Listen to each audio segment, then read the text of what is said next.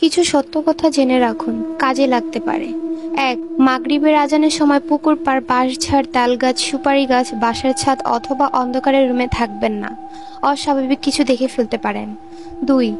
গভীর রাতে একা রাস্তার হাঁটার সময় যদি দেখেন কালো কুকুর বা কালো বিড়াল আপনার বাম পাশ থেকে আপনাকে ক্রস করার চেষ্টা করছে, তবে এটাকে কখনোই বাম দিক দিয়ে ক্রস করতে দেবেন না, আপনার ক্ষতি হতে পারে। ৩. চার রাস্তার মোড়ে গভীর রাতে একা দাঁড়াবেন না।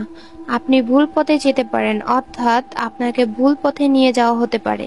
৪. যদি দেখেন বাঁশঝাড়ের কোনো একটি বাঁশ কোনো কারণ ছাড়াই নিচু হয়ে আছে, তবে ওই বাঁশের ওপর দিয়ে যাওয়ার চেষ্টাও করবেন না, আপনার ক্ষতি হতে পারে। ৫.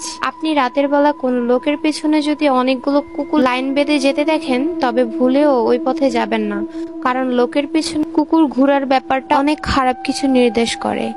৬. ঘুম ভাঙার পর যদি আপনার মনে হয় রুমে অদৃশ্য কেউ একজন আছে, তবে সাহসিকতার সাথে বিষয়টা অবহেলা করুন আর চুপচাপ রুম থেকে বেরিয়ে যান। ৭. রাতে কেউ যদি আপনার নাম ধরে ডাকে, তবে ওই ডাকে সাড়া দিয়ে বাইরে যাবেন না। যদি যান তো আর নাও ফিরে আসতে পারেন।